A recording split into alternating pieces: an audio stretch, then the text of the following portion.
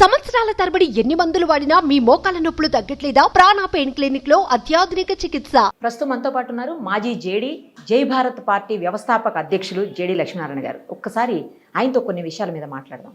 Sir నమస్తే అండి. నమస్తే. జై భారత్. లేటెస్ట్ గా జరిగిన ఒక ఇన్సిడెంట్ సార్, నంద్యాలలో ఒక 8-9 ఇయర్స్ పాపని 11 ఇయర్స్ అబ్బాయి 15 ఇయర్స్ అబ్బాయిలు ఇద్దరు కలిసి, చాలా మైనర్స్ 11 నుంచి 15 ఇయర్స్ లోపలే అంతా మైనర్స్ పిల్లలు, రేప్ చేసి ఆ పాపని చంపి కెనాల్లో పారేశారు సార్. ఆ బాడీ దొరికింది అనుకోండి, బట్ అసలు 11 ఏళ్ల పిల్లోడు 15 ఏళ్ల పిల్లలు ఏంటి సార్, ఏం జరుగుతుంది అసలు?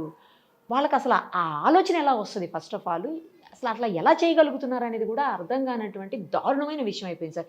ఎక్కడ ల్యాబ్స్ ఉంది, ఎక్కడ తప్పు జరుగుతోంది అసలు అర్థం కావట్లేదు సార్. ఎప్పుడు కూడా మనం ఏంటంటే వీళ్ళు మైనర్స్ అని మీరు అంటున్నారు. యాక్చువల్గా భారతదేశంలో జరిగిన అతిపెద్ద ఇలాంటి దారుణమైన క్రైమ్స్ మీరు తీసుకుంటే అందులో మైనర్స్ ఉన్నారు. నిర్భయ కేసు తీసుకోండి, అందులో కూడా ఒక మైనర్ ఉన్నారు. దిశ కేసు తీసుకోండి, అక్కడ కూడా మైనర్స్ ఉన్నారు. ఇప్పుడు నిన్న మీరు చెప్తున్న నంద్యాల ఇన్సిడెంట్, ఈ విధంగా ఎందుకు మారుతున్నారు అంటే వాళ్ళు ఏం తెలుసుకోవాలంటే అది తెలుసుకోవడానికి వాళ్ళ దగ్గర ప్రతి ఒక్కరి చేతిలో ఇప్పుడు మొబైల్ ఫోన్స్ వచ్చేసాయి.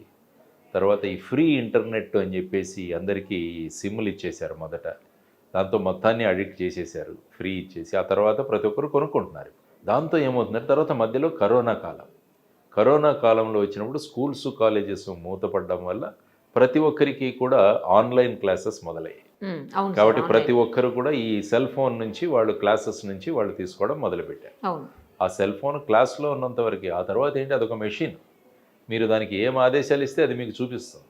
ఇప్పుడు ఒక ఇంటర్నెట్లోకి వెళ్ళి యూట్యూబ్లోకి వెళ్ళి మీరు ఏం కావాలనుకుంటే అది వచ్చే పరిస్థితులు ఉన్నాయండి.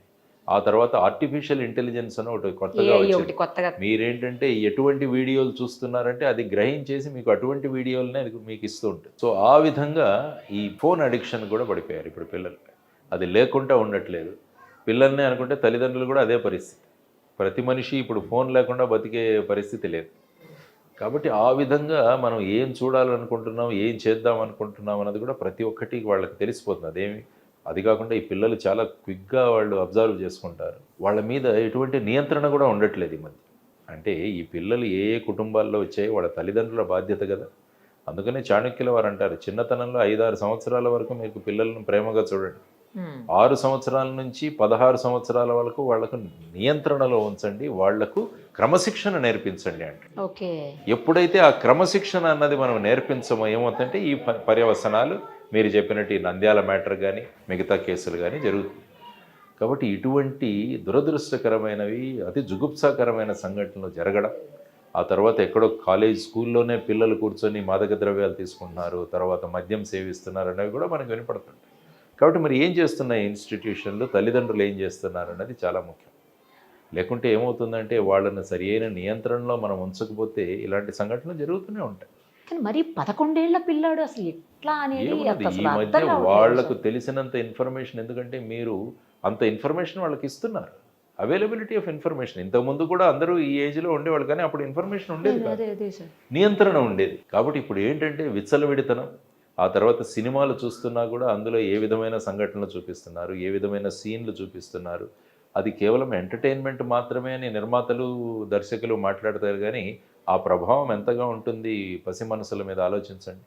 ఆ తర్వాత ఇంతకుముందు ఏ గ్రేడ్ సర్టిఫికేట్లు పెట్టి ఈ సినిమాల్లో, ఇంతకుముందు సినిమాల్లోనే చూసేసేవాళ్ళం, కానీ ఇప్పుడు ఏంటి OTT platform, over the top platforms, దానికి సెన్సారింగ్ లేదు. ఆ ఓటీటీ ప్లాట్ఫామ్ చూసుకుంటే నామవంతమైన యాక్టర్లు కూడా బండ బూతులు మాట్లాడుతూ ఓటీటీ సీరియళ్ళు చేసుకున్నా మనం చూస్తాం. మరి వాట్ ఆర్ దే డూయింగ్? మరి వీటికి సెన్సార్షిప్ వద్దా? సో ఇవన్నీ కూడా ఆలోచించాల్సిన అంశాలు. కాబట్టి మీరు అన్నట్టు డ్రగ్స్ గురించి ఏ విధంగా మాట్లాడారో ఇది కూడా ఒక తీవ్రమైన సమస్య.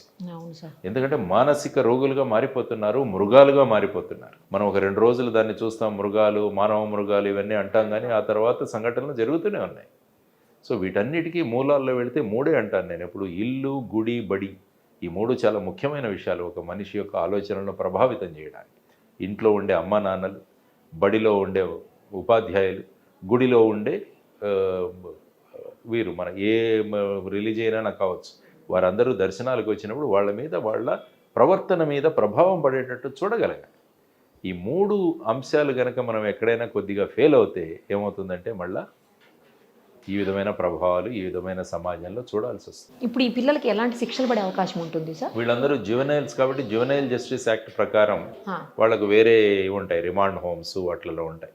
కానీ మొన్నటికి మొన్న ఒక కేసు ఐ థింక్ మహారాష్ట్రలో జరిగింది. అందులో జువెనైల్ అయినా కూడా జడ్జి గారు ఒప్పుకోలేదు. వీడు చేసిన కృత్యం ఎంత దారుణంగా ఉందంటే వీడిని ఈ should try like A regular accused. Okay. అంటే వీళ్ళకి ఏమంటుందంటే శిక్ష పడినా కూడా వీళ్ళని రిమాండ్ హోమ్స్లో వీటిని పెట్టి వీళ్ళలో మార్పు తెచ్చేదానికి ప్రయత్నిస్తాం. జువెనైల్ జస్టిస్ యాక్ట్ అని ఉంటుంది మన దగ్గర, జేజే యాక్ట్ అంటారు దాని ప్రకారం. కానీ ఏమవుతుందంటే ఈ జువెనైల్ యొక్క డెఫినేషన్ కూడా తగ్గించుకుంటూ వస్తున్నారు. మొదట 18, తర్వాత 16, 14 ఆ విధంగా తగ్గిస్తూ వస్తారు. కానీ దీన్ని చూసి మనం నేర్చుకోవాల్సింది ఏంటి, సమాజం ఇలా తయారవుతుంది ఏంటి అన్నది మనం చూడాల్సిన అంశం. కాబట్టి ఇది అందరి మేల్కొనవలసిన ఒక ప్రధానమైన ఇన్సిడెంట్. ఇది మొదటి ఇన్సిడెంట్ కాదు. మొన్న చూస్తే చీరాల ఇన్సిడెంట్ కానీ, ఇంకొక ఇన్సిడెంట్ కానీ, అనకాపల్లిలో జరిగిన ఇన్సిడెంట్, ఇక్కడ ఎవరో అమ్మాయి పెళ్లి చేసుకోలేదని తల్లిదండ్రులు చంపేసిన ఇంకొక ఉన్మాది అక్కడ వరంగల్ జిల్లాలోనే ఎక్కడో. ఇవన్నీ కూడా రోజు చూస్తుంటే ఇవే కనిపిస్తుంటాయి. ఇంకోటి తండ్రి పాపని మొన్న తీసుకెళ్ళిన పిల్లని తీసుకెళ్ళి, ఇవంటే ఏంటంటే మానసిక వికృతాలు. సో మనుషులు బేసిక్గా మ్యాన్ ఈజ్ ఎ అనిమల్. దాన్ని కంట్రోల్ చేసే శక్తులు ఉండాలి. ఆ కంట్రోల్ చేసే శక్తులు ఎప్పుడైతే పోతాయో మనిషిలో ఉన్న మృగం బయట లేస్తుంది. కాబట్టి అందులో మనిషిలో ఉన్న మృగాన్ని కట్టిపెట్టి ఉంచాలి మనం.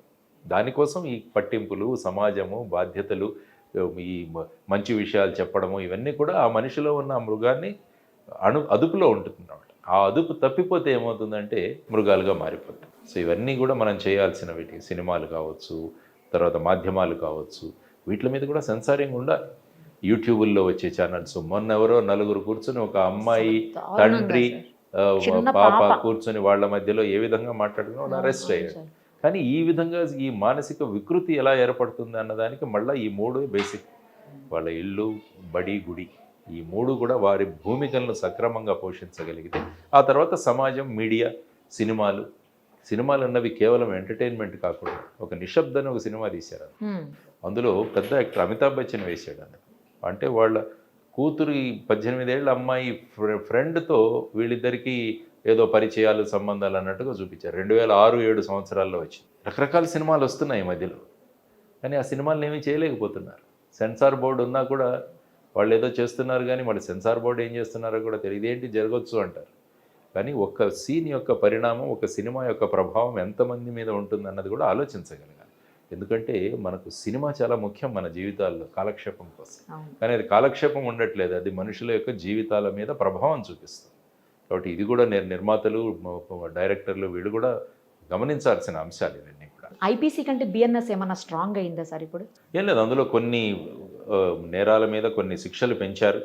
తర్వాత ముఖ్యంగా ఇన్వెస్టిగేషన్, వీటిలో స్పీడ్ తీసుకురావడానికి, ట్రయల్ తొందరగా కంప్లీట్ అవ్వడానికి, వీటన్నిటి కూడా కొన్ని విధానాలు ఉన్నాయి. అందులో కూడా కొన్ని మార్పులు చేర్పులు అవసరం. సో అది కూడా అవుతుంది. రాబోయే కాలంలో వాటిలో కూడా కొన్ని మార్పులు తీసుకొస్తారని అనుకుంటున్నాను. సుమన్ టీవీలో మీ పర్సనల్ అండ్ బిజినెస్ ప్రమోషన్స్ కోసం కింది నెంబర్కి కాంటాక్ట్ చేయండి.